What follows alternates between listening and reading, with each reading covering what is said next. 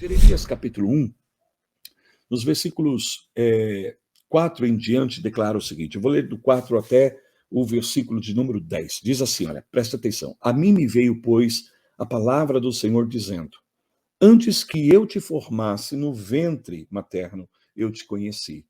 E antes que saísse da madre, te consagrei e te constituí profeta às nações. Então você observe como em toda a palavra de Deus nós vamos encontrar essa verdade de que o propósito de Deus nas nossas vidas antecede a nossa própria existência, o nosso próprio nascimento, conforme declara aqui Jeremias, nessa palavra. Então isso não diz respeito só apenas a Jeremias, mas através dos textos das Escrituras nós vamos descobrir que antes mesmo de nascermos, Deus já havia estabelecido um propósito nas nossas vidas. E aqui ele está dizendo que Jeremias foi constituído por Deus como profeta às nações, ainda quando estava sendo formado no ventre da sua mãe. E ainda que nem todos sejamos chamados por Deus para sermos profeta às nações, todos nós somos chamados por Deus debaixo de um propósito. Amém? E o versículo 6 continua dizendo, olha, então lhe disse eu, Senhor Deus, eis que não sei falar, porque não passo de uma criança. Mas o Senhor me disse, não digas, não passo de uma criança, porque a todos a quem eu te enviar, irás, e tudo quanto eu te mandar, falarás. Não temas diante deles, porque eu sou contigo para te livrar, diz o Senhor. Depois estendeu o Senhor a mão e tocou-me na boca, e o Senhor me disse, eis que ponho na tua boca as minhas palavras. Olha, que hoje te constituo sobre as nações e sobre os reinos, para arrancares, derribares, para destruíres e arruinares, e também para edificares e plantares. Agora, no versículo 19 diz assim, olha, o Senhor fala em relação a esse propósito que Deus dá a Jeremias, essa grande missão de vida. Deus fala assim para ele, pelejarão contra ti, mas não prevalecerão, porque eu sou contigo, diz o Senhor, para te livrar. Amém? Então, no primeiro momento, quando Deus revela para Jeremias o seu chamado, o seu propósito, né, mediante algo que para Jeremias era tão grande, tão extraordinário, que ele se sentia muito pequeno, que ele se sentia muito desqualificado. Ele mesmo disse, não passo de uma criança. E o Senhor disse para ele, não digas que eu não passo de uma criança. Quer dizer, você não deve afirmar as tuas debilidades, as tuas fraquezas. É claro que quando nós olhamos para o propósito de Deus nas nossas vidas, e como nós sabemos que o propósito de Deus é tão grandioso, muitas vezes nós podemos nos sentir desqualificados, totalmente despreparados. Mas quando o Senhor nos chama, queridos, Ele mesmo se responsabiliza em nos capacitar para que nós possamos cumprir o chamado dele nas nossas vidas. Então, não diga que você não possa, não diga que você não sabe, não diga que você não tem condições, que você não tem recursos, que você não tem isso, que você não tem aquilo. Não coloque desculpas para atender o chamado de Deus à tua vida. Por quê? Porque assim como Deus colocou as mãos sobre Jeremias, todos nós que respondemos ao chamado de Deus, todos nós que dizemos, sim, Senhor, eis-me aqui, Deus põe as suas mãos sobre nós, e essas mãos são mãos que nos respaldam, amém? Essas mãos são mãos que nos capacitam, essas mãos estão aí para nos respaldar em tudo aquilo que nós estamos chamados para fazer. Então, por isso que eu gosto muito dessa declaração na Bíblia aqui, a respeito do chamado de Deus para Jeremias, quando Deus fala assim para ele, olha Jeremias, eis que hoje eu te coloco sobre. Amém? E essa palavra sobre aqui, para mim, é muito reveladora. Por quê, queridos? Porque todas as vezes que nós, essa é a primeira chave que eu compartilho com você nessa manhã, todas as vezes que nós vivemos, que atendemos ao chamado de Deus às nossas vidas, nós somos colocados em uma posição estratégica. É o que significa exatamente essa palavra sobre. Então, Deus estabelece Jeremias sobre. Quando você e eu estamos no chamado de Deus, vivendo o chamado de Deus, Deus nos posiciona sobre. Deus nos dá um lugar de influência. Deus nos dá uma posição de poder. Deus nos dá uma posição de autoridade. Não para usarmos para o nosso próprio benefício, mas para que nós, de fato, possamos cumprir o propósito dele. Amém? Para que nós possamos ser bênção mesmo nas mãos do Senhor. Então, veja bem, quando nós assumimos essa decisão no coração de fazer a vontade de Deus, de cumprir o propósito de Deus, Deus nos posiciona de uma maneira estratégica. Então, guarda isso no teu coração. O chamado de Deus na tua vida o coloca em uma posição privilegiada, em uma posição de influência, e a tua vida passa a ser estratégica em nome de Jesus. A segunda chave que eu identifico nesse chamado de Deus aqui para Jeremias e que consequentemente se estende a cada um de nós é que o fato de nós sermos colocados em uma posição estratégica, né, de nós termos essa condição de estarmos sobre aqui, conforme diz a palavra de Deus. E de fato isso nos coloca dentro de uma posição de privilégio, mas também de responsabilidade. Então, isto fala justamente de nós vivemos um nível de autoridade que Deus outorga nas nossas vidas em função de estarmos cumprindo o chamado dele. Amém? Então, ele está nos respaldando e por isso é que nós passamos a exercer um tipo de influência muito positiva por conta dessa posição que o chamado de Deus coloca, traz às nossas vidas. Mas mesmo assim, queridos, essa é a segunda chave, mesmo estando em posição privilegiada, mesmo estando em posição de estratégia, não significa que nós não seremos resistidos, que nós não iremos enfrentar confrontos, que nós não iremos experimentar forças que irão se opor às nossas vidas. E é isso exatamente que Deus está falando para Jeremias. O fato de você estar em uma posição de privilégio, de autoridade, não vai evitar as batalhas,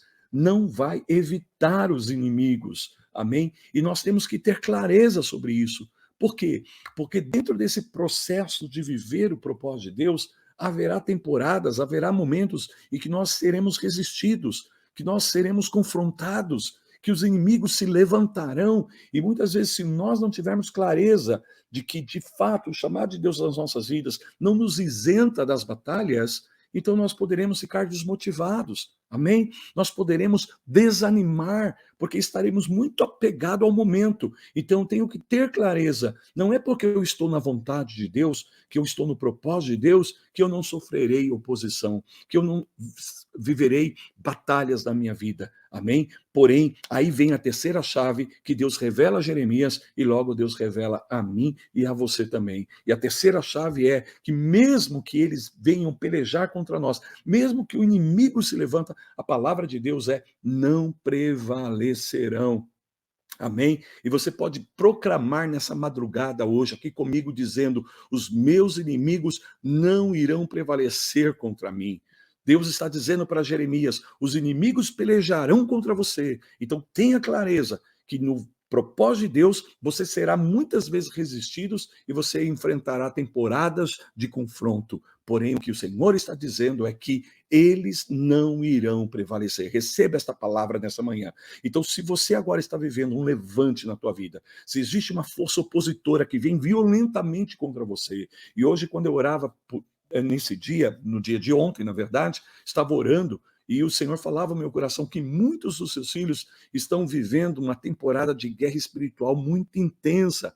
É por isso, inclusive, que nós estamos nas noites de sexta-feira, na nossa casa apostólica, no nosso ministério local, falando a respeito de estratégias de guerra espiritual, estratégias vencedoras, porque muitos filhos de Deus estão guerreando agora, estão passando por uma guerra espiritual muito intensa, muito violenta. Então, é muito importante que você traga essa palavra para o teu coração, porque alguns podem estar achando que não estão na vontade de Deus, que não estão sendo acompanhados pelo Senhor, e Deus está dizendo: eles pelejarão contra ti, mas não irão prevalecer. Diga comigo: não prevalecerão os meus inimigos, os meus opositores, não prevalecerão contra mim.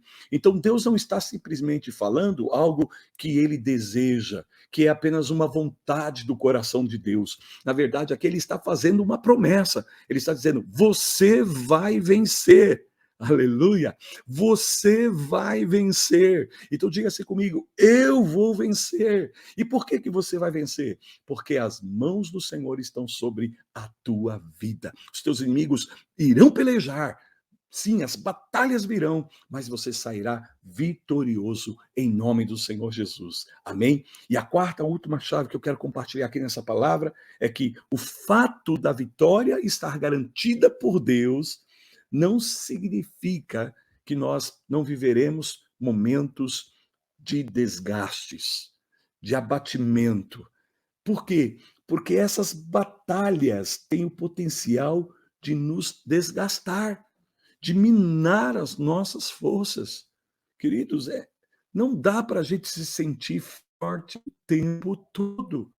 Por isso que essa grande revelação que Paulo recebe de Deus, na sua fraqueza, Deus revela a ele: a minha graça te basta, porque o meu poder, diz o Senhor, se aperfeiçoa na minha fraqueza, na tua fraqueza. Paulo diz: eu me gloriarei nas minhas fraquezas. Nós, na nossa sociedade, nos dias de hoje, nos vangloriamos nas nossas fortalezas, nas nossas virtudes, e aí Paulo vem nos dar um golpe certeiro, dizendo: olha, eu vou me gloriar nas minhas fraquezas, nas minhas limitações, nas minhas incapacidades. Por quê? Porque o poder de Deus é aperfeiçoado na minha vida, em função justamente dessa mão de Deus na tua vida, que confere a você graça, que confere a você a favor. Creia, querido, que a mão de Deus está sobre tua vida agora. Minha irmã, a mão de Deus está sobre tua vida agora, te dando favor, te concedendo graça, para que na tua debilidade, na tua fraqueza, o poder de Deus seja aperfeiçoado. E muitas vezes essa fraqueza, essa debilidade, é justamente por estarmos expostos a confrontos, a batalhas, a lutas, a dificuldades, a problemas que se levantam na nossa vida, e isso muitas vezes nos cansam. Por isso nós não podemos nos descuidar, amém? Mesmo que tenhamos a certeza da vitória, mesmo que nós tenhamos a garantia da vitória liberada pela palavra de Deus nas nossas vidas, nós poderemos ficar muitas vezes sem forças, nós poderemos muitas vezes ficar expostos, áreas das nossas vidas podem ficar expostas. Então, por isso que todos nós precisamos desenvolver nas nossas vidas, nessa jornada de viver o propósito de Deus, de cumprir o chamado de Deus nas nossas vidas, nós precisamos de tempos de refrigério, precisamos tempos de renovação, amém? Precisamos de tempo de descanso. Às vezes, queridos, sabe, até na questão da batalha espiritual, há lugar para o descanso físico, sim, amém? Há lugar para. Olha, às vezes, você sabe disso, a Bíblia diz isso, e toda a ciência já comprova isso, que o nosso corpo não está configurado biologicamente para trabalhar o tempo todo. Deus fez o dia e a noite, amém? E o nosso corpo, ele foi configurado para ter períodos contínuos de descanso. Então, nós podemos trabalhar arduamente durante o dia, mas quando chega a noite, descansa. Amém? Descansa. Esse é o princípio do sábado, do dia sabático, sabe? De termos esse tempo de descanso para nós nos renovarmos, esse tempo de descanso para nós alcançarmos um estado de refrigério. Agora, a chave bíblica, irmãos, a chave da palavra de Deus sobre descanso é que o nosso descanso é o Senhor. O nosso descanso é o nosso Deus. Aleluias. Então, veja que a palavra do Senhor fala isso, que o Senhor é o nosso descanso. Davi teve essa revelação, ele teve essa revelação de que Deus era o seu descanso. Por isso que ele diz: o Senhor vai me guiar às águas tranquilas. É o Senhor que refrigera a minha alma. Então, saiba que em Deus você vai ter o seu maior e melhor descanso. Se você quer viver temporadas de descanso de qualidade, esteja na presença do Senhor. Amém? Se solte na presença do Senhor, aleluia. Porque é Ele que te capacita, é Ele que te fortalece, é Ele que renova as nossas forças. Não foi isso que Isaías profetizou, dizendo: os que confiam no Senhor, os que descansam no Senhor, renovarão as suas forças. Amém? Correrão e não se cansarão, caminharão e não se fadigarão, e com asas como águias voarão aos lugares altos. É assim, sabe? Você acha que você está caminhando e não vai conseguir correr, mas porque você faz do Senhor o teu descanso, daqui a pouco você está correndo. Amém? E quando você pensa que você não vai ter mais fôlego para correr, aí quando vem o descanso do Senhor na tua vida, daqui a pouco você já está voando. Aleluia, daqui a pouco você já está voando. Então você começa correndo, mas porque você está nessa posição em Deus, de confiança, de descanso, de segurança, daqui a pouco você está correndo. Quando menos você esperar, você já está voando e alcançando os lugares altos, porque o favor de Deus faz isso na tua vida.